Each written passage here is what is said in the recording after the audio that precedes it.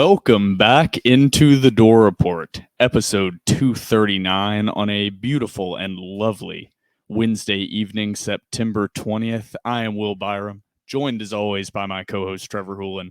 Here at the Door Report, we are presented by Corey Perkins of Parks Realty. If you are a first-time home buyer or looking to move homes in the Nashville area, Corey Perkins is your man. You can reach out to Corey via phone call or text at 615-967-8623, or you can reach out to Corey via email at coreyperkins@realtracs.com. Realtracs spelled REALTRACS.com. Thank you to Corey for continuing to support the Purgatory Report. Whoops, not the Purgatory Report, the Door Report. Trevor, it's been dark days for the Vanderbilt fan base and Commodore Nation out there. A lot of infighting, a lot of dumb comments, a lot of dumb commentary, but that's all to be expected. Thank you, Vanderbilt fans, for being irrational and arguing within the fan base and acting like an SEC fan base, being completely irrational, just lashing out at the most prevalent players, not even really digging in to the issues within this team or being realistic. Thank you, Vanderbilt fans.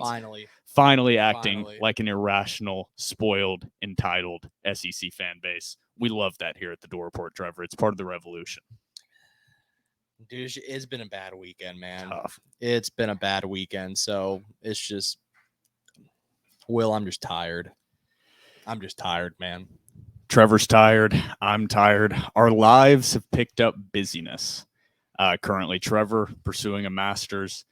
My work has been going through quite a bit of change. So for the foreseeable future, at least this week and next week, we'll just be releasing one episode per week, weekly, versus we have been doing two separate recap episodes and preview episodes. Next week, I'm flying out to Seattle midweek. So we will probably be recording the recap and preview Tuesday night. Yes, sir. Tuesday night of next week. So that'll be coming a little bit earlier in the week than this episode, but on episode 239, we have a beefy episode. We have a brief UNLV recap and reaction. We have me and Trevor's 3 key takeaways from the 40-37 disappointing loss in Las Vegas. Then we have the Kentucky preview. Vanderbilt starts the SEC schedule, opens up at home at 11 a.m. on SEC Network as 14-point underdogs against the 3-0 Kentucky Wildcats. We'll give a brief preview of Kentucky, some names that will sound very familiar to Vanderbilt fans. Me and Trevor will give our 3 keys to the game and our predictions. And we have some fan predictions I definitely want to get to this week regarding the Kentucky game. But before we get into all that and much more, don't forget to follow us on Twitter and Instagram at The Door Report.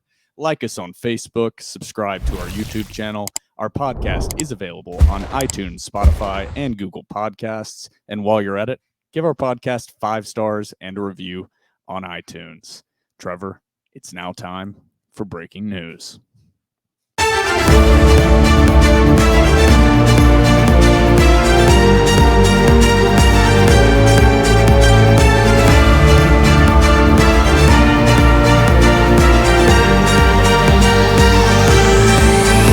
All right, Trevor. It was inevitable. People were asking where the recap was.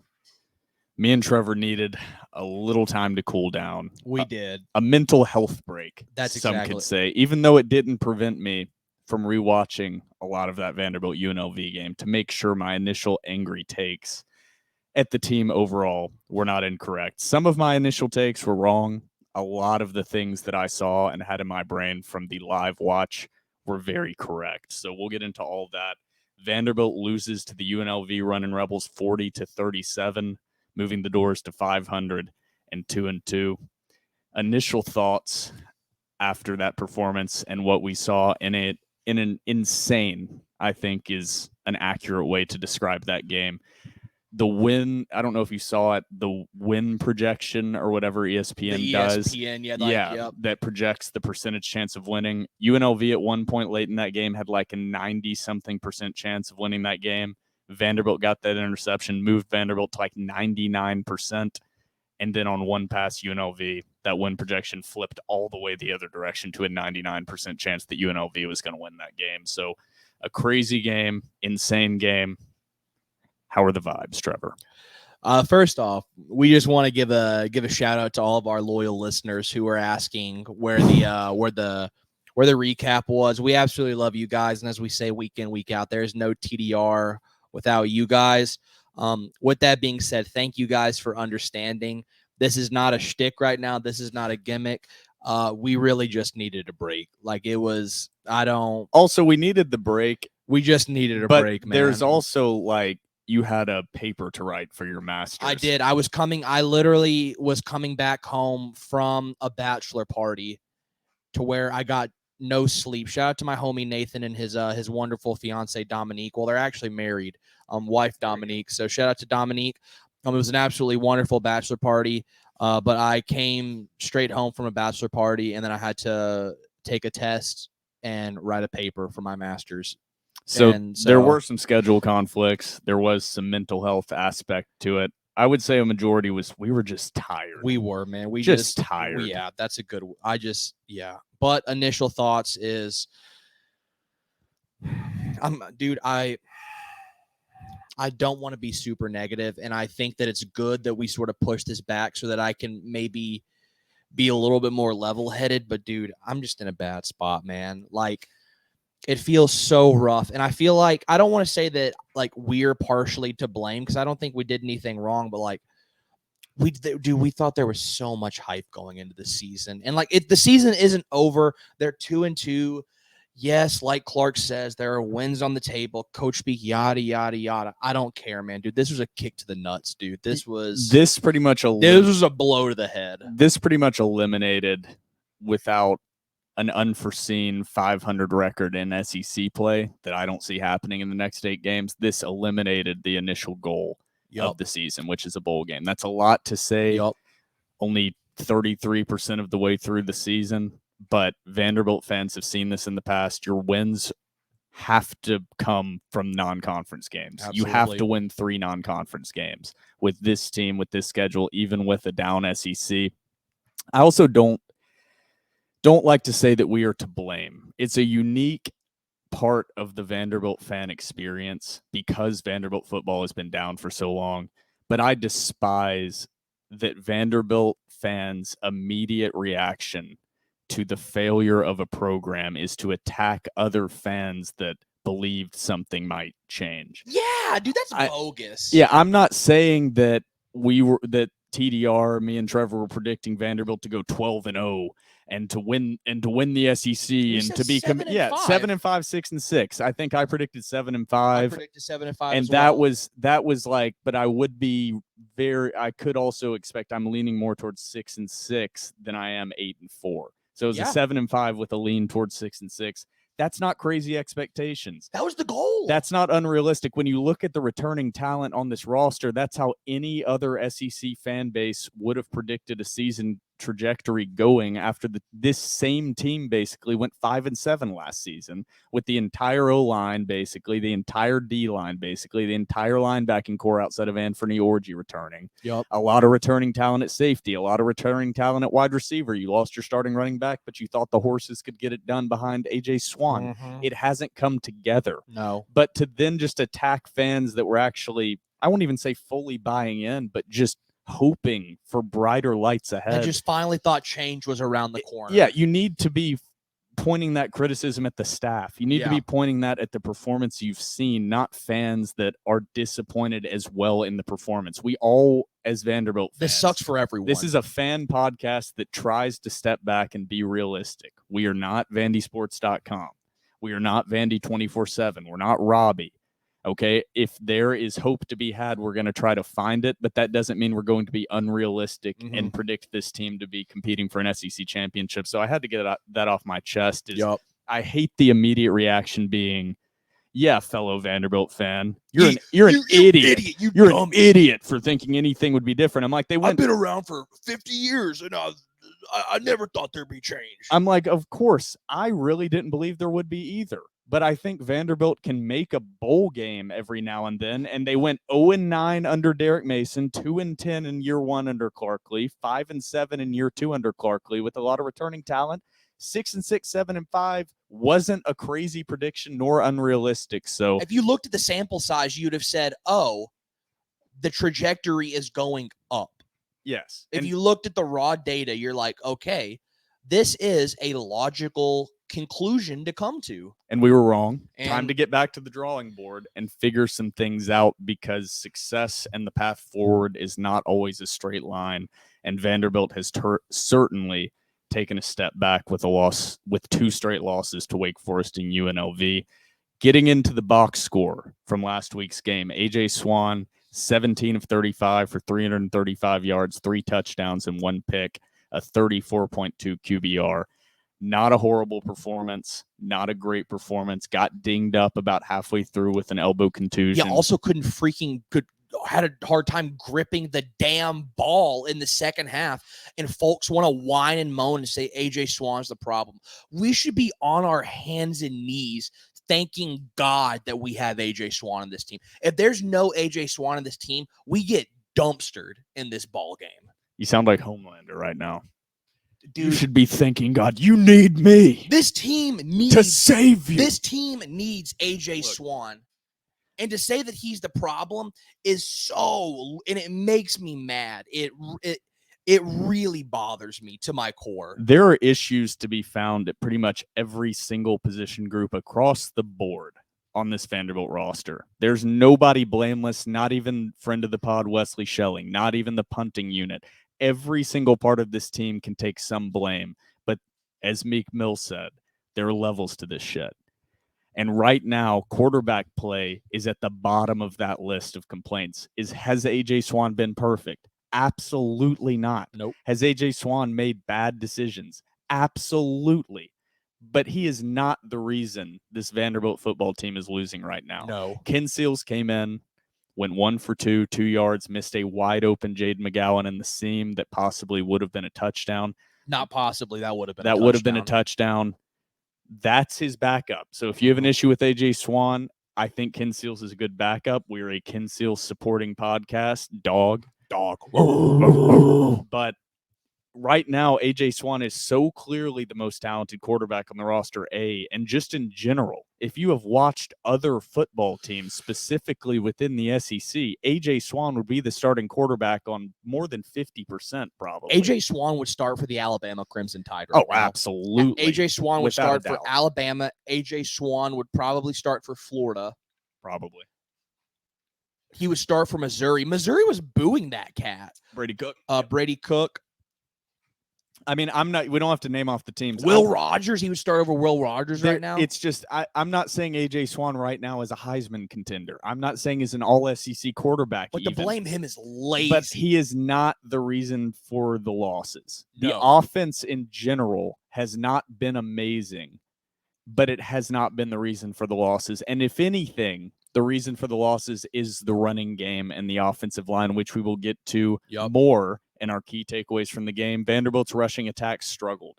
Overall, as a team, 38 carries for 83 yards, 2.2 yards per carry, with a long of 13 yards from A.J. Swan with the long rush during the game. Patrick Smith, 13 carries, 43 yards, 3.3 yards per carry. Seti Alexander, 7 carries for 14 yards. A.J. showing off the wheels just a little bit. I say that, showing off the wheels. He looked, dude. I mean, shout out to him for putting his body on the line with injury history and just going out there. We want to see a slide and get out of bounds. Yes. There's no reason to lower the shoulder, AJ. There's no reason. I get it, dude. You want to send a message, and dude, I respect that, but you're too valuable. Yeah, you're too valuable. But Chase Gillespie seems to have really fallen behind Cedric Alexander in that rotation. 3 carries for 4 yards. Jaden McGowan, 1 carry for 3 yards. On the receiving end, London Humphreys, big play, Mr. Big Play, London MF Humphreys, 3 catches for 102 yards and a touchdown. Will Shepard, 5 catches, 97 yards, kind of a quiet game, even though he had 5 catches for 97 yards. By Will Shepard's standards, even though it was his largest receiving yardage game of the season. Jaden McGowan, Mr. Consistency, 5 catches for 81 yards. Quincy with the big touchdown catch from outer space. Where has he been? Where the hell has he been? 1 catch for 43 yards and a touchdown. The hamstring looked fine on that play, Clark. Yeah, it did. Dude, I'm not going to hide my language anymore. Put Quincy Skinner Jr. in the fucking game. He is the second most talented receiver. He's a physical freak on the other side.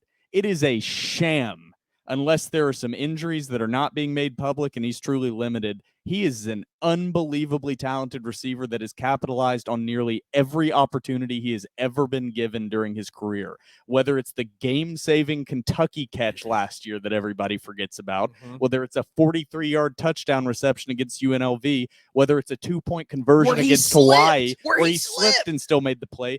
Get him on the damn field, Clark. What is this? He dusted double coverage with a I mean, he might have a bad hamstring. He dusted a DB in man and the safety over top with a bad hamstring. He reminds me, it's one of those weird things. He's not the same player. I'm not saying he's the same guy, but do you remember Amir Abdur-Rahman? Yeah, the GOAT. That he was never consistently played under Derek Mason. He was never consistently on the field, but he was a physical freak that it felt like every time he got the ball thrown to him, he caught the damn pass. Yep. And then he just couldn't stay on the field. I don't know does he not know the playbook? Because Quincy Skinner Jr., no slight to Jaden McGowan, because Jaden's a slot guy, a playmaker, but he doesn't play the same position. So I'm not taking a shot at him, and I'm not taking a shot at London Humphreys. But Quincy Skinner Jr. right now is a different level receiver than London Humphreys is. London Humphreys is a true freshman, great player, will be a great and is a very good wide receiver right now, will be a great wide receiver. But Quincy Skinner Jr. just needs to be on the field more. He just does. I don't give a shit what they're seeing in practice. It makes no sense. He's 6'3", 225, and he looks 0% body fat. Looks like he's chiseled out of stone. Put him on the other side of Will Shepherd, and I guarantee he will make plays. I want to see more Quincy. I don't understand why we are not. I mean, I don't know. I guess never mind. I'm not going to say it. Going to the defensive side of the ball, 2 sacks for Vanderbilt. Trudell Berry and Ethan Barr tied for a lead with total tackles on the team with 9. Trudell Berry had 6 solo tackles. BJ Diakite, 6 total tackles. 1 sack, 1.5 tackles for loss. Kane Patterson, DeRicky Wright also had 6 tackles. Kane had 1 tackle for loss. Martell Height and CJ Taylor and John House all had 5 tackles. Brian Longwell, Nate Clifton, and Wataha all had 4 tackles. I won't continue down that list, but Miles Capers also did have 1 sack during the game. Defense performed poorly. Just to briefly go through, UNLV's freshman backup quarterback, Jaden Maiava, 19 of 33 for 261 and a touchdown. They also, as a team, UNLV as a team, ran for 40 times for 127 yards and 2 touchdowns. The defense was thrashed. Ricky White from UNLV, 12 catches, 165 yards. Could not stop that kid. Couldn't stop him. Just a reminder, this was a true freshman. I don't know if it's actually a true freshman. A freshman quarterback from the Mountain West Conference was lacing up Vanderbilt's defense. The moment Brumfield went down with an injury early in the game, I went, oh, shit. This guy's about to come in and absolutely eat us alive. Just and I was a total right. Vandy move. It was a total Vandy move. Every Vandy fan felt it in their soul. The casual fan watching that game said UNLV just lost their starting quarterback. Vanderbilt's got an easy path to victory now. I didn't. Nope. I saw that freshman coming in and lacing up Vanderbilt, and that is simply what happened. Trevor, let's get into a very brief recap because I don't have it in my heart and soul to go through a detailed recap of this game as the washer and dryer are picking up steam in the background. I hope you cannot hear that through the recording. First quarter, Vanderbilt jumps out to a 10-0 lead. Martell Height with a pick 6 that I think all Vanderbilt fans needed in their heart and soul. Brumfield goes out with an injury, but it was all a tease. Vanderbilt starts the game up 17-0. And by the end of the first half, going into halftime, Vanderbilt is losing 20-17 in the most Vanderbilt way to be down 3 points to UNLV on the road at halftime. UNLV went on to score 30 unanswered points. 30. I want to repeat that. UNLV, with a backup quarterback, scored 30 unanswered points after Vanderbilt jumped out to a 17-0 lead. UNLV led 30-17. Vanderbilt scores in the third quarter at the end of the third, 30-24. UNLV leads. And then anybody listening to this watched the game. An insane fourth quarter, back and forth, multiple times. Vanderbilt fans given hope and having it immediately crushed. We'll get into this in our key takeaways, I'm sure. At the end of the game, in cover 3, 20-something seconds remaining, no timeouts from UNLV. Vanderbilt calls a timeout after UNLV runs the ball up the middle, clearly just trying to take the game to overtime. Clark Lee on the camera says, after the timeout is called, said, "Who the fuck called that timeout?" No answer. One of the players on the field, I guess, did a piss poor job preparing this team. This is a poorly coached football team. It just is right now. Yep, no other way Immediately to put it. playing cover 3, Martell Height gets beat not only deep, but also to the sideline. Where that's the strong point. That is the whole point of cover 3 is that deep boundary. That's what you take away. That's what cover. Maybe you should have been in cover 4. Maybe you should have had 2 safeties deep. That's a coaching decision. But in cover 3, your job is a third of the field in cover 3. I played cornerback, not well, but I played it for a year and a half. I know what cover 3 is, which is why, Trevor, we actually had a funny little argument earlier where you were like, no, they were in man. And I was like, no. I got the play. I was on the John because House I was, man coverage play. I was yelling at my TV live as that play happened because I thought when Maava threw that pass, I was like, oh, that's a pick. I clearly saw that Martell Hyde is in deep cover 3. So he should be behind that play, and this is just basically a throw-it-up punt almost from punt. UNLV, and it wasn't. No. Martell Height got beat deep and to the sideline. That's the double-edged sword of playing the more talented freshman. That was a freshman mistake. You saw that a lot, whether it was Cedric Alexander missing the hole on a run that would have resulted in 10, 15-yard gain and trying to bounce it outside. There's going to be freshman mistakes. I don't know how that happens. After the timeout, your only job as a corner there is not to get beat deep. It just can't happen, and it lost Vanderbilt the game. Trevor, how did you feel after the game? Because I simply felt, in one word, defeated. I just like turned off the game and I just like sat at this table at a bachelor party. I just like, they were all having a good time and I just like closed my laptop and I just like looked out the window. They were like, "Man, that sucks. I'm really sorry." And I was like, I understand you guys are being kind and I do appreciate it, but just, please don't talk to me right now. I said I knew I was in a bad place, and you agreed because Tennessee got dominated. And I didn't even enjoy by it. Florida. Couldn't even enjoy it. Yeah, exactly. I didn't even care. And that's when I know I'm in a bad place is whenever Tennessee loses in embarrassing fashion or just loses in general, and I can't enjoy it one iota. That's how you know that I was in a bad. This is not an exaggeration. Like you can ask like my best friend Jacob. He was like, I didn't sleep. I didn't sleep that Saturday night. Like I just like stayed up and I was like, dude, I guess this is just like, maybe this is just like the rest of my life. Maybe there actually is no light at the end of the tunnel. TDR will always be here. Me and Trevor will always be Vanderbilt fans. I will always be a Vanderbilt fan. I'll never stop cheering for them. No matter what I say. But this game, man. We've said it, there's barely any light left, okay? The soul is already crushed. You can't break what's already broken. I'm already very broken. I just turned off the TV and sat in complete silence in the dark in this apartment for about 20 minutes. And I always kind of jokingly said, I'm not sure what I enjoy more, a Vanderbilt win or a Tennessee loss. Ha, ha, ha. My 2 favorite teams are Vanderbilt and whoever's Tennessee's playing. Mm-hmm. I know for sure now that a Vanderbilt loss hurts infinitely more than a Tennessee loss feels good. It's not even close. Not even close. Not even comparable. It barely upped my mood one iota. It didn't even move my mood. Like I was just, my meter was at 0 and the Tennessee loss moved my meter to 0. It didn't help in any way. But Trevor, we still have the Kentucky preview to get to. Let's get to our 3 keys before we take our cocktail break here, and then we'll move to the Kentucky preview. What's your key takeaway number 1? I'll keep it from this game. I'll keep it very brief because if I speak, I will be in big trouble. That's a great meme that you tweeted. I love that. That's one of my favorites. Yes, I will be in deep trouble or big trouble. Key takeaway number 1: Nick Howell sucks. So, what's your key number 2, brother? Well, on the same theme, me and Trevor did not share these keys beforehand. Do you think too, like the more we live together, the more that we actually start to become one person and like our brains start to like mesh?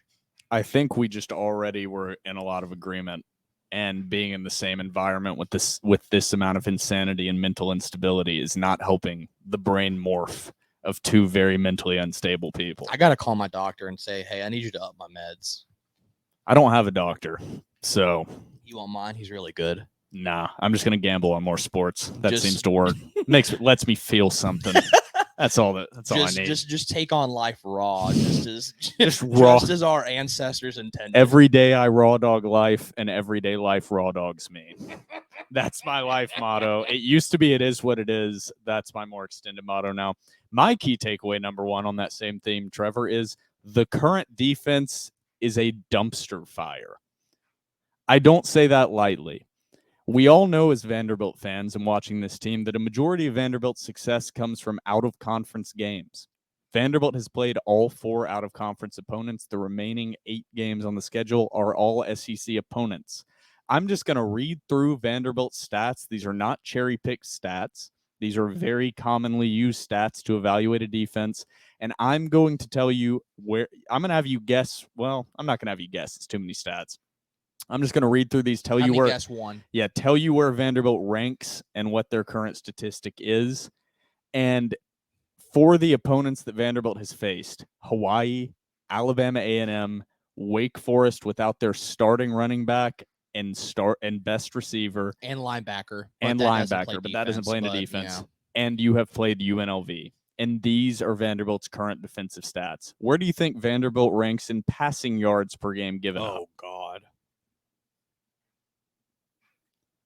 Honestly, like probably last or second to last in all of college football. Not quite that bad, Trevor. Am I close, though? But you're close. Vanderbilt ranks 105th in the country in passing yards per game. And that's out of what, 129? Yeah, 129, 130. They changed the number of FBS programs, but around 130 teams. 105th in the country, 274.3 yards per game given up through the air. Total yards per game. Vanderbilt ranks 96th, 426 yards per game. And that's in what again? What do you mean? What? They're 96 in what? The country. In what? Total yards per game. These are all defensive stats. This is all Vanderbilt's defense. Vanderbilt ranks 124th in the country in third down conversion percentage. Defense is giving up over 52% of third downs. Their third down defense is horrible. Oh, my God. 98th in the country in fourth down conversion percentage. Teams are converting 75% of their fourth downs against Vanderbilt. In pass completion percentage, Vanderbilt is 105th in the country, giving up a 66.33% completion rate through the air. Vanderbilt ranks 76th in rushing yards per game, giving up 151.7 per game. In rushing yards per carry, 72nd, 4 yards per carry. Sack percentage, the best defensive stat that I have here, 60th in the country, 6.67% of dropbacks result in sacks. Only 48.17% of passing plays against Vanderbilt so far have been passing plays of total plays. So 48.17% of total plays from opponents have been passing plays. Those plays have accounted for almost 65% of the yardage given up by Vanderbilt's defense. And Vanderbilt is 125th in the country in second quarter scoring defense, giving up 16 points per game in the second quarter, which means the moment that these teams get a look at what Vanderbilt is doing defensively, they have it figured out within a quarter, adjust, and are immediately able to score on Vanderbilt. And keep in mind, Vanderbilt is giving up 16 points per game in the second quarter on defense. That's with Alabama A&M scoring 3 points in an entire half against this defense, as Vanderbilt led 12-3 at half. So that's my key takeaway number one, with stats to back it up, because men lie and numbers don't. The current defense, Nick Howell, is a dumpster fire. Dude, you gotta, and I understand. I've been on record as of this week, and I said you gotta let Howell go. I want him gone during the season. With that being said, I just know he's not going. I know that's not something that Clark's gonna do. But dude, Clark, I know you're not listening. I know you don't care about this podcast whatsoever. But if something has to change. It's the back. Our backs are against the wall, and our health meter is at 2%. Something has to change. I know you're not going to fire him midseason. You got to take over defensive play calling. You have to. Desperate times call for desperate measures. You have to do something right now. You should have done something during the offseason. Honestly, you should have fired him and Dan Jackson last year. You should have fired Dan Jackson right before the South Carolina game, but I guess you don't have the stones. He caused a media firestorm and gave you a golden opportunity to fire him. And even without the media firestorm, he probably should have been fired because he's that bad at his job when coaching the secondary. I don't know. I don't know if he had. I don't think he has it in him, and that's the. The numbers are there. What they tell me, the run defense has its problems, and then we'll get to your second key. The run defense. My second key, I'll just go ahead and say it. Yeah. I'll keep it brief once more. Dan Jackson sucks. That's my second key. So what's your second key, Will? On that, because my second key is a little less related to that. Yeah, Dan Jackson sucks. What the stats tell me is the pass defense is so awful. And the secondary is so awful, specifically the corners, but the secondary is so awful. They have to provide so much support to the passing game that it's causing the run game to suffer, because no matter what, you're going to struggle to stop a rushing attack if you're never able to provide support from the safeties. And the linebackers are having to focus on covering the middle of the field with no safety support. The defensive line in a 3-4 system is just going to struggle. It just is. So the run defense has not been good, but you're right. Dan Jackson sucks, and this secondary sucks. How do you the stats him? Play it out. How do you even keep him after what happened last season? The most shocking stat of it all is the third down defense to me. That stat should justify an early to mid-season firing. 124th in the country, opponents converting over 52% of third down opportunities. Against lesser talented exactly. Teams That's are doing that to you. It's not. Vanderbilt has not played 4 SEC programs. We're not reading stats after an all-SEC schedule. This is against 4 non-SEC programs with only 1 Power 5 program included. And 3, like you said, 3 of those teams have no business keeping the game close. No business whatsoever. 2 of these teams Vanderbilt has played are known for not having a good passing attack. UNLV and Alabama A&M are run-first teams, and Vanderbilt still has these truly horrendous passing stats on defense. So my key number 2 is on the other side of the ball, because I have some offensive stats I want to read. My key number 2 is the run game / offensive line. Emphasis on this has to improve. There has been a lot of shots taken, because when you lose to UNLV 40-37, immediately everything comes under a hellstorm of criticism. Overall, the offense has not been great, but it hasn't been horrible in every statistical category except the running game. Right now, there's been a lot of criticism about turnovers and A.J. Swan. Vanderbilt right now is middle of the pack, 65th in the country on offense and interceptions per game, averaging 1 interception per game. Not great, not bad. Right now, Vanderbilt is 46th in points per game, averaging 30.7. 59th in yards per game, averaging 382.3. 21st in passing yards per game, 303 per game. 44th in third down conversion percentage, converting over 44% of their third downs. 47th in yards per play, 5.7 yards per play. Every stat I just read would make you believe that Vanderbilt is at least 3-1 after their first 4 opponents, except for this one. Vanderbilt is 114th in the country in rushing yards per game right now, with 79.3 yards per game on the ground. That has to pick up and has to improve. I don't understand how you can be sitting at 114th in the country, averaging under 80 yards per game on the ground with the opponents you've had thus far. The run game, the offensive line, I don't have an answer. That's what I think a lot of Vanderbilt fans have right now. A lot of questions, but not a lot of answers from anyone as to why this rushing attack is struggling so badly, Trevor. Yeah, and that fits into my key number 3. And I would like to go on record and personally apologize to Chase Gillespie and Patrick Smith for the way that I haven't even been that harsh on them, but I've been calling for Cedric Alexander. With that being said, I do think Cedric Alexander is the most talented back on this team. But whenever the more Vanderbilt games I watch and the more I rewatch them, I acted as though Patrick Smith and Chase Gillespie were the problem and that they couldn't hit the holes. They had bad vision, X, Y, and Z. The more I watch Vanderbilt, the more it is so self-evident that it is just the offensive line not getting it done. That's my key number 3. My key number 3 is, and you know what? I'll go, you know what? Screw it. We ball. My key number 3, Coach Blazik, you're sucking right now. There's no excuse. You have awesome energy. You seem like a wonderful guy.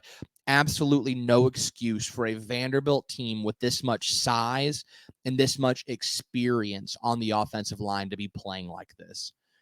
I understand that Julian Hernandez is not playing great, and that's understatement of the century. I'm going to keep it at that. Snaps are bad. Dude can't block to save his life. There is no excuse for you to have this much talent from the left side, this much talent or experience, I ought to say, from the left side of the line to the right side of the line to be this bad. And to me, that's coaching. If these guys who have been playing together for a while and multiple seasons under their belt, multiple snaps under their belt, can't get it going right now, and it'd be one thing if this is after Hawaii, but we're going into game 5. We've seen Kentucky. 33% of this season. We've seen a third. That tells me that is coaching. That tells me that it's scheme, play calling. I don't know, but that tells me that it's coaching. A lot more questions than answers. There's no excuse for a front with this much experience to be this poor, and to me, that's coaching. So, Coach Blazik, dude, you got to do something. Whatever you're doing right now is not working. And in fact, it's not just not working. It's impacting this team so much. The offensive line is the most disappointing part of this team. They're not the worst because we knew what the secondary was going into the season, but disappointing, it's the offensive line. It's not even close. Cannot open up a hole. You have a hard time protecting AJ Swan. Blazik, it looks bad, dude. No excuse with this much experience on this line. No excuse whatsoever, especially when you're going up against smaller guys in these non-conference. It'd be one thing if you're getting bullied by Georgia, Bama, whatever. It sucks, but I'm not an idiot. I've watched enough football that I get it. No excuse against these teams. None whatsoever. And to me, that goes down to coaching. And we were talking about this right before we started recording earlier today about Vanderbilt fans have watched a lot of football and know how these seasons play out. Issues that are exposed in non-conference play are magnified during SEC play. And if the offensive line is struggling this badly in non-conference play, it's going to be an absolute disaster once you face SEC fronts, even with an SEC that's down right now. Mm-hmm. And I think the SEC it's still the SEC with a lot of talent on those defensive fronts. So, Trevor, I 100% agree. That played into my key 2, but also goes into my key 3 pretty well, which is very straightforward and very simple. This is a poorly coached football team. I'm going to let a minute of silence there, a second of silence to let that sink in and really resonate. I'm saying that across the board. It starts with bad snaps. It starts with miscommunication in the offensive line, and it ends with Clark Lee having to run on the field and not communicating with his team with under a minute left in the game, that we're not calling timeouts and we're allowing this game to go into overtime, and having to run out and say, who the fuck called that timeout? That's a poorly coached football team. Playing cover 3 and not having beaten into the brains of your players. You can't get beat deep, and you most certainly can't get beat deep to the sideline. That's a poorly coached football team. Repeatedly having mental errors over and over and over, running triple reverses that get blown up by UNLV. That's a poorly coached football team. We haven't even seen this team face SEC competition. That is why I'm saying that unequivocally, without a doubt, this team has regressed from where it was last season. Some talent departed, not enough talent to look worse than you did last season. So I'm going to say that one. Anything to add before we hit the TDR cocktail break here, Trevor? I mean, I totally agree. Radical change needs to happen within this coaching staff. And I understand that you don't really fire guys midseason unless you have a Dan Jackson situation like you did last year. But still, you had a Dan Jackson situation to where he made some questionable comments and caused a media firestorm. And you know what? You should have fired him because he sucks at coaching defensive backs in the secondary, but you didn't. And then he's like, hey, you're not going to fire me because I'm bad at this. Maybe you should fire me because I'm going to make a really dumb comment on a Facebook post. But no, we kept him during the season and didn't just keep him during the season. You kept him during the offseason, brought him back. So I've been on record. I like Clark Lee. I like his vision. But, dude, man, Clark, what are you doing, dude? What are we doing? For better or for worse, for correctly or wrong. How has this team regressed, dude? Like, how has it gotten worse? We hear about the fire. We hear about that behind closed doors. Supposedly. Show it. We need to see it right now. Clark Lee needs a sprinkle of Deion Sanders. I'm bringing my luggage, and it's Louis. Right now, failure should be absolutely unacceptable, and there's no way to say it other than failure, what you have seen out of this defense. It's been absolutely a failure so far. The people calling for Joey Lynch's job, yeah. Has the play calling been perfect? No. Have I had issues with the play calling personally? No. Do I think the play calling has improved from game 1 to game 4? Yeah. I thought the play calls were a lot better against UNLV than they were against Hawaii. I don't think Joey Lynch is at the core of these problems, but it's time to stop being Mr. Nice Guy, Clark. Let some heads roll. I get it. You want to have that stoic visionary personality, stoic sideline presence, but you got to know when to let the dogs run. And Vanderbilt fans need to see something. Mm-hmm. They don't need Bryce Drew soft clapping on the sideline. That stoic demeanor only brings on more negativity because it feels like you don't fucking care. Yep. And absolutely. I know that's not true, Clark. Mm-hmm. And every criticism, this is a fan podcast. Me and Trevor, don't hide it. We are Vanderbilt fans. Yep. First and foremost. I hope everything that I have said, this coaching staff and this team proves me wrong. Mm-hmm. But I'm in a real, I'll believe it when I see it mode. Yep. From this staff. And before I was in the give them a chance mode, now I'm not buying into any other crap that they put out until I actually see the performance on the field. And I think most Vanderbilt fans feel that way. As we bought in, now it's time to see some results. I'm not seeing the results. It's awesome to be Mr. Nice Guy, Mr. Likeable, but turns out that might not be what wins you football games. No. That might not be what gets the dogs going. This team feels like something is missing. But, Trevor, we still have the full Kentucky preview, our 3 keys to the game, and we'll get into more of this, I'm sure, in the preview for Kentucky. Before we go to the cocktail break, I'll just say one last thing, and this bothers me, and then we can get to the cocktail break. You have a fan base that has seen nothing. I'm 26 years old. My dad has been a Vanderbilt football fan since 1965. My dad has seen way more bad football in my life than I have, but I've seen a lot of bad football. The Vanderbilt fans have seen nothing but piss poor football their entire lives, and they still continue to support this program, and it honestly doesn't make sense. There needs to be a case study done on us by Vanderbilt University. But you have a fan base that I don't want to say blindly, but you have a fan base that finally bought in. You had a fan base that bought into the words whenever you said, yeah, 5-7 isn't acceptable. You had a fan base that bought in whenever you said postseason play is our goal this season, and that will be our goal. And you had a fan base that bought in. And to be honest, I get it. You're first and foremost, you care about the players in their locker room. That's absolutely how it should be. But as fans, I know it's only 4 games, but I feel duped. Like I feel lied to. and it's frustrating. And I like you said, Will, we're fans first and foremost. And I hope that in a couple of weeks we can come back and we can do a formal apology on this pod, because we did it with Jerry Stackhouse, and our pride is not too big to do it again. We'll do it again in a heartbeat, and we'll gladly do it. We'll do it on Spaces. We'll do it. We'll go to Magoogan and apologize if you want us to. But right now, Vanderbilt fans feel duped, and you need to do something. Yeah, that's perfectly put, Trevor. I mean, we bought in as much as Vanderbilt fans can. And I think a lot of the negative comments from me overall, before we get into the cocktail break, are because it's not that I'm going to stop going to games. I'm still going to be there because I'm insane. I love it. There's something beautiful about the misery and purgatory of Vanderbilt athletics that I'm drawn to. But I get why casual fans don't want to go to games. I understand. You finally, and TDR was a part of it. There was a lot of community outreach from the university, but people like to support winning. I've said it multiple times. Stadium upgrades are nice, but people sit on plastic and wood milk crates if it means watching a winning product.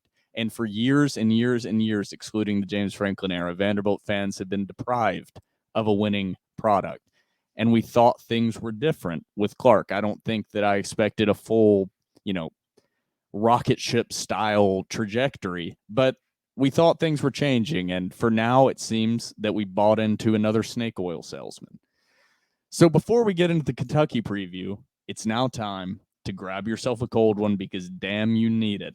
I can tell you that. I might grab me one too. And Trevor might be cracking open a cold one. I'm a water and Diet Coke man on the pod, but bro, we got a Miller and this TDR cocktail break is still unsponsored, but we have some things in the works right now, some new sponsors in the works. So maybe next week's TDR cocktail break will be sponsored. But for now, grab yourself a cold one, and we will be right back.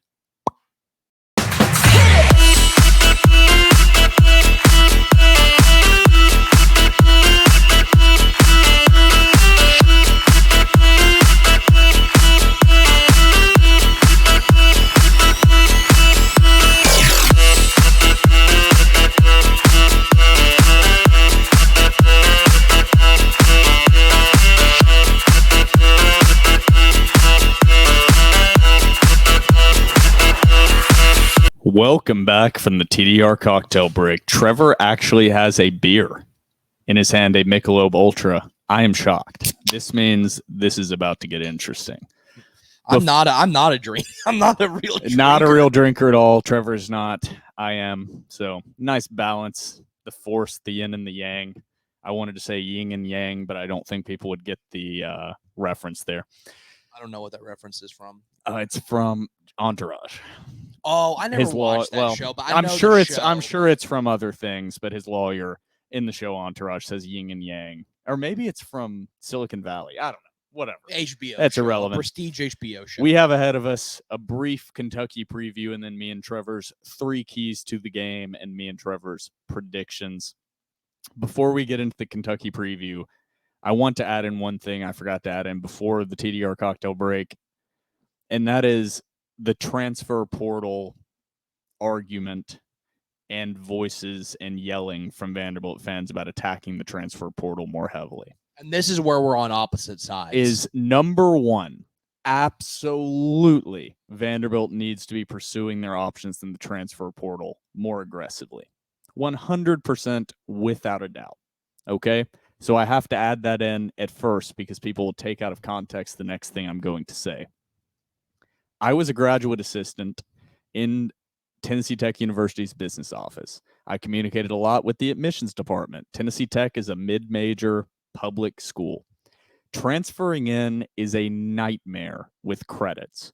Now, if an elite level athlete was trying to transfer in, I'm sure Tennessee Tech could work with them. I'm sure these other public universities can work with them. However, Vanderbilt is restricted 10x in the transfer portal more than they are recruiting seniors in high school and incoming freshmen, because incoming freshmen have not already picked a major, number one. So they don't have to worry about credits transferring in, which I know most people think is a joke, but at Vanderbilt, I promise it's probably not a joke. Number 2, Vanderbilt does not have an undergraduate business program. That's a big effing deal. I'm not going to drop too many F-bombs. I've already dropped a couple, quoting Clark Lee. Most student athletes are business majors. I hate to tell people, most of them are marketing, business management, whatever it is. Most are not finance or accounting, but most are bullshit business majors. Vanderbilt literally doesn't have the option to bring in juniors that already have 2 years of credits from a business major. Vanderbilt cannot bring them in because they have human organizational growth and development. They don't have business. Shout out to the HOD program. They have a graduate business program where you can get your master's of finance or you can get your MBA, master's of. They don't have an undergraduate business program. That's not emphasized enough on top of the more rigorous academic standards that I'm sure Vanderbilt has for transfers. Vanderbilt is in a bad position in the transfer portal, just like other private universities, on top of having the issues of credits typically struggle to transfer between public and private institutions.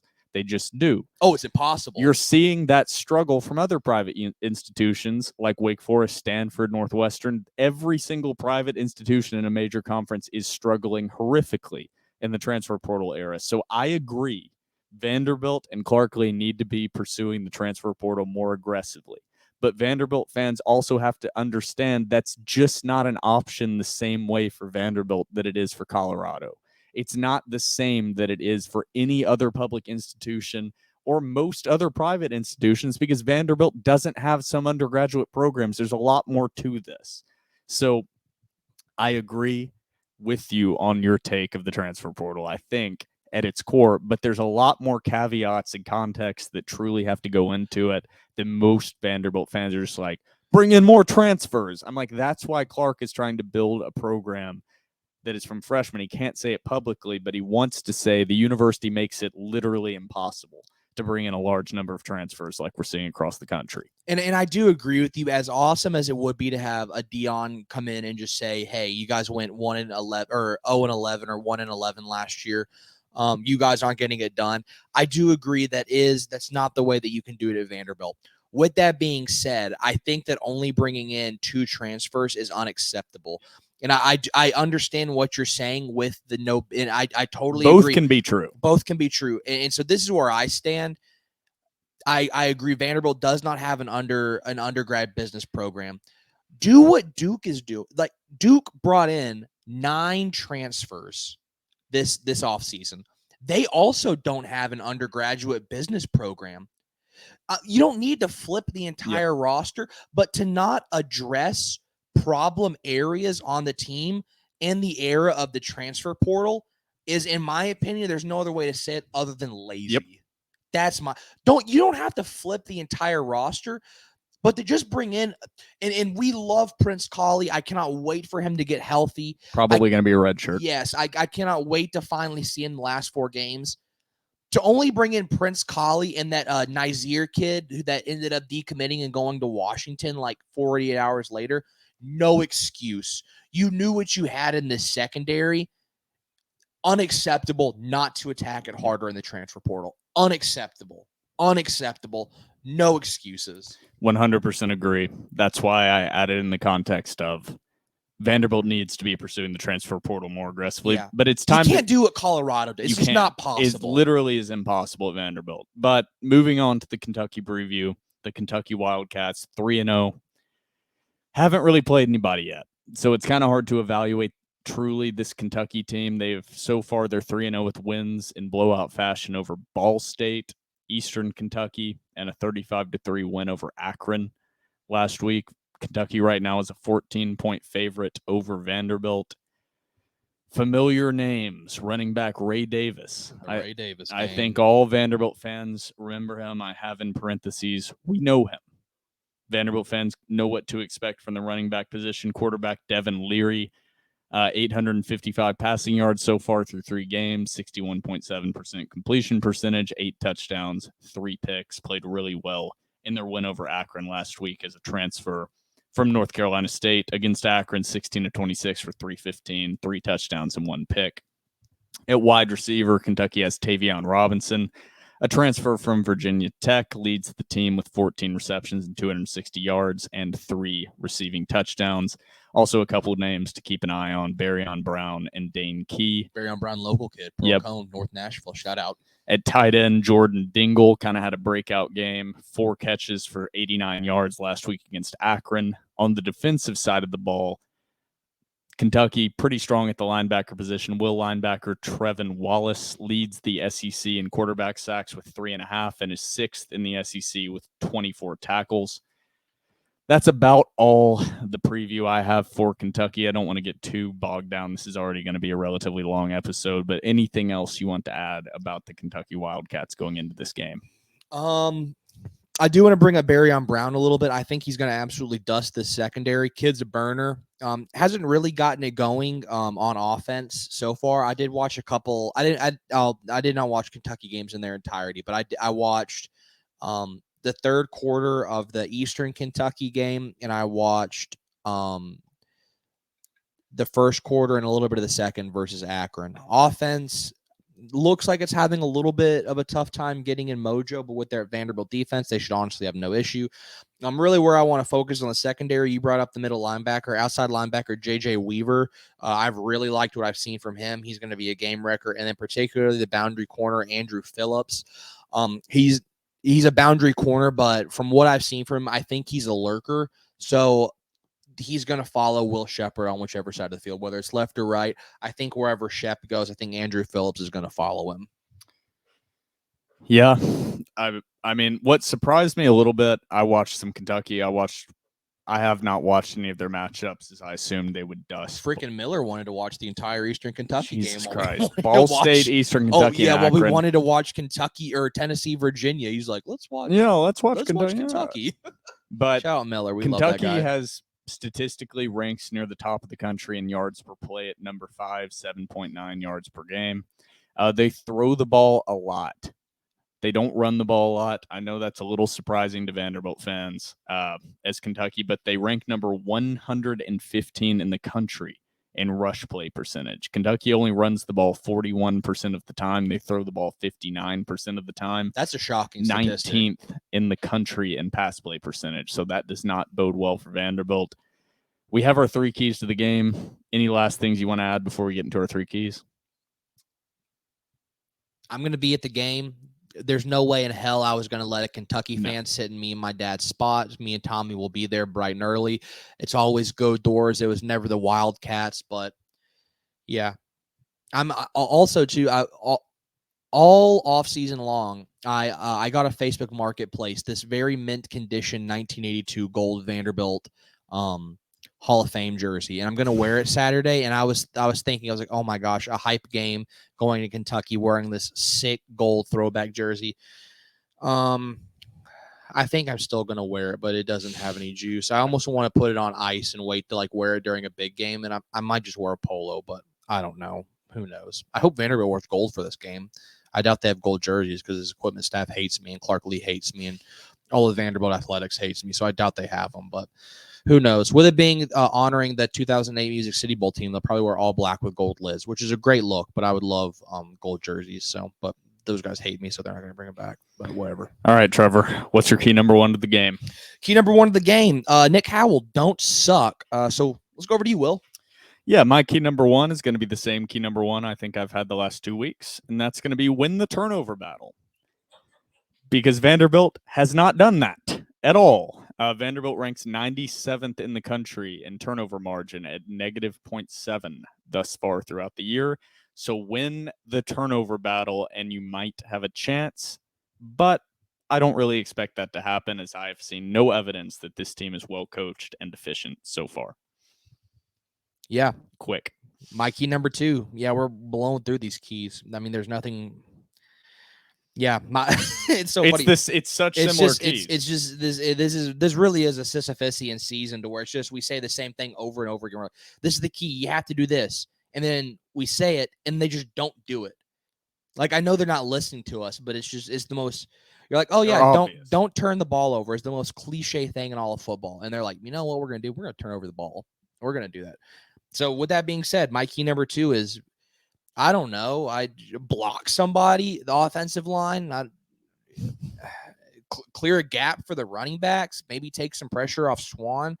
I don't know. That's my key number 2. So my key number 2 is an offensive line. Don't suck. So over to you, Will. I'm glad you gave the offensive line as a key because I think that's a given at this point with how poorly they've performed. I tried to mix up my key number 2 and key number 3 because I think I've had the offensive line every single week so far. My key number 2 is third downs. Third down conversion percentage right now. This Kentucky offense ranks 14th in the country, converting almost 53% of third downs. I already read off the stat earlier. Vanderbilt's defense ranks 124th in the country, giving up over 52% of third down conversions to their opponent. So it's a battle of a very good team on third down and a very bad defense on third down. Vanderbilt has to perform well in third down situations. Defense simply has to get off the field against this Kentucky offense. It's not that complicated. Nope. Easier said than done, but win the turnover battle and win third downs so far are my keys, which I know are obvious, but those are kind of things you have to do. And they're just not doing it. And they're just not doing them. They're horrendous. They're bottom 10 in the country in third down defense. So something has to change. A lot more questions than answers right now, but that's a huge concern. It's just this defense getting off the damn field. My key number 1 was Nick Howell, don't suck. I'm going to actually nix that. So I'm actually going to only go with 2 keys of the game. So forget what I said for number 1. My key number 3 of the game is Clark Lee, call the defense. Relieve Nick Howell of his duties. You don't have to say it to the public. He can still be there as an analyst, whatever the hell you want to call him to make him feel good. My key number 3 is Clark. This is really bad, and you probably should have started calling the defense last week. But you know what? It's a new week, new Vanderbilt team. Probably not. Probably is the same old that we've been dealing with all year. Same old, same old. I don't want to say SOV. I hate that term, but Clark, I really want to say it. So Clark, key number 3, call the defense, because ultimately at the end of the day, it's your job and this team sucks. Yeah, I like that key number 3. My key number 3, I was battling between 2. You already brought up the offensive line. So my key number 3 is going to be special teams. 2 out of the 4 games so far, special teams has turned the ball over and changed the momentum and outlook of the entire game. After they looked amazing the first 2. That just cannot happen. Both of the losses so far on the season, Vanderbilt sitting at 2-2, both the losses have had terrible, terrible special teams turnovers that have stolen possessions from this Vanderbilt offense and stolen field position from an already outgunned and outmatched Vanderbilt defense. So special teams has to be flawless. Special teams needs to be an advantage. I'm not even getting into the Brasilla missed 31-yard field goal to lose the game. My heart broke for him, too. Whenever he did that, I was like, first off, setting up conservatively for the field goal that every Vanderbilt fan watching knew was going to be missed, and setting it up on the right hash was crazy. Yeah. Was crazy and stupid and a poor coaching decision to be conservative. You cannot win as a conservative coach at Vanderbilt. You just can't. But that's my key number 3 is special teams. Vanderbilt has to win the special teams battle. Good returners in Jaden McGowan and Will Shepard cannot make mistakes in special teams. Wesley cannot have bad snaps. Good punts. Brasilla maker kicks. Very simple. But once again, easier said than done. Trevor, it's about time for our predictions. We blew through that. I don't think there's anything I don't think there's anything else that needs to be said. No, I mean, what are we going to do? Are we going to be like, oh, we need to break this down and we need to do this X, Y, and Z, yada. Like Vanderbilt, we know you guys aren't idiots. Like y'all know what this team needs to do, and nothing really needs to be said. Yeah, and there's a lot that goes into that. It's like, yeah. Exactly. I think it's time to move to predictions. Just do your job. Do your job. Vanderbilt is 2-2, but has had 4 bad performances so far in the year. They have not even done the basic things for even 3 or 2 quarters of a game. I just want to see 4 quarters of normal, decent football. And so far, we've seen 4 games with basically 14, 13 quarters of bad football with about 3 quarters of good football mixed in. So the simple things sometimes are the answer. And right now, Vanderbilt's just not doing the simple things. Nope. Moving on to predictions. Trevor, what do you got? Oh, God. I just have a really bad feeling this is going to be a really bad game. I just Ray Davis revenge game. They're going to run it down our throats, and there's nothing we're going to be able to do to stop it. And so I've got an awful feeling about it. My prediction is Kentucky 38, Vanderbilt 24. And it's just going to be it's going to be ugly. It's going to be would you think I was going to be positive? Now it's funny because Trevor, that's my exact prediction. Is it really? Yeah. Well, it's going to happen then. Yep. 38-24, which is the best sign for Vanderbilt, is that me and Trevor both have almost no hope and see Kentucky winning by 2+ scores. With both teams' playing styles, I expect Kentucky to be able to do pretty much whatever they want on offense. And I think Vanderbilt will put together a couple scoring drives. I think Vanderbilt's offense has enough talent to make some big plays happen and getting scoring position, but I see no way that this Vanderbilt defense holds Kentucky to under 35 points. This defense couldn't stop a nosebleed if they had all the tissue paper in the world. Lock it into the Zen. 38-24 and 38-24. Me and Trevor have the exact same prediction. Kentucky 38, Vanderbilt 24. I'm locking mine in on the Zen. We're both locked in. This is the Zen of destiny. It's locked in. The destiny.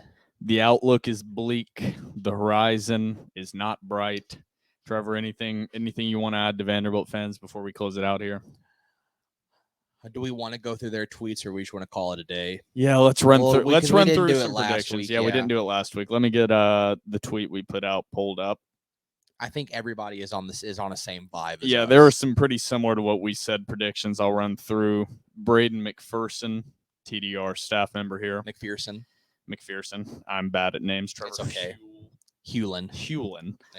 Braden said, Doors will win because I won't be in attendance. Usually how it works. Coach Marshall at Hogan Knows said, we lose. Mark McNulty, Tier 1, Day 1. Our eternal ray of optimism. Our eternal ray of sunshine. I love that guy. I have no earthly idea which Vanderbilt team shows up against Kentucky. We keep turning it over. Vandy will get blown out. Limit turnovers, and we might have a chance. That sticks pretty close to my keys to the game right there. Don't turn the ball over, and you might have a chance. But just do your job.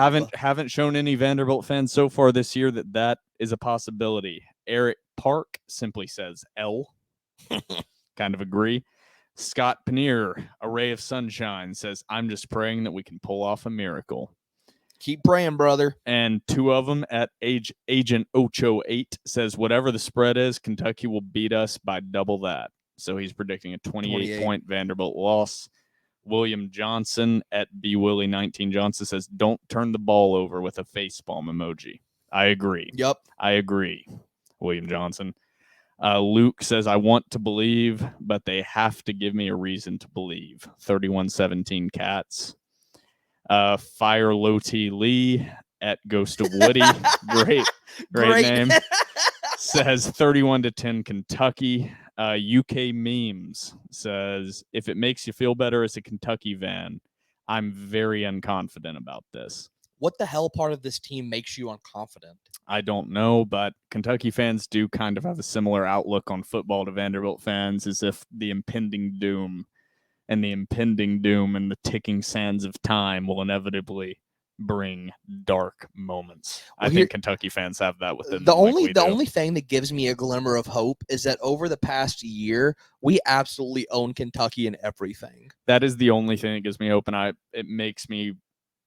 doesn't even give me hope my prediction is wrong, but it makes me think maybe a glimmer of sunshine that maybe we just own Kentucky. If we win, I don't even think I'm going to be happy. I just think it's going to be hilarious. I'm not going to find any joy out of it. I'm just going to find so much humor. I'm going to be like, this is literally the dumbest thing I've ever seen. I will have the laughter and outlook. I will be cackling like the Joker. because nothing makes sense anymore. Stoopsy Blue at Stoopsy Blue says UK 42, Vandy 10.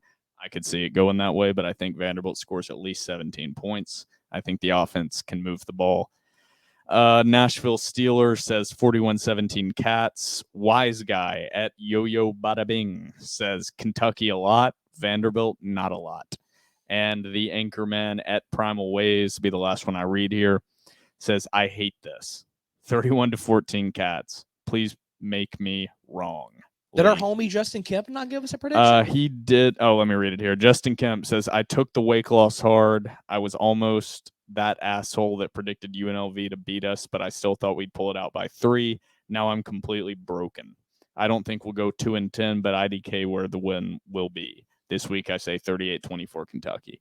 Damn, that encapsulates exactly how I feel. Exactly how I feel. I don't think they go 3-9 though. I think it's 2-10. Yeah, see, this is where I think Vanderbilt will win 1 or 2 SEC games. I truly do. I think the SEC is down. I think they have 4 very winnable games on the horizon in Florida, Missouri, Kentucky, and Auburn. I think they will win 1 or 2.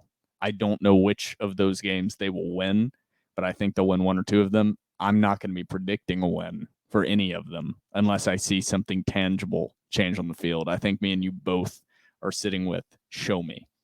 What have I seen lately? And it hasn't been a lot on the green out there. So, Trevor, I think it's about time to close out episode 239. For myself, Will Byrum, and my co-host, Trevor Hulan, this has been episode 239 of The Door Report, powered by Corey Perkins of Parks Realty.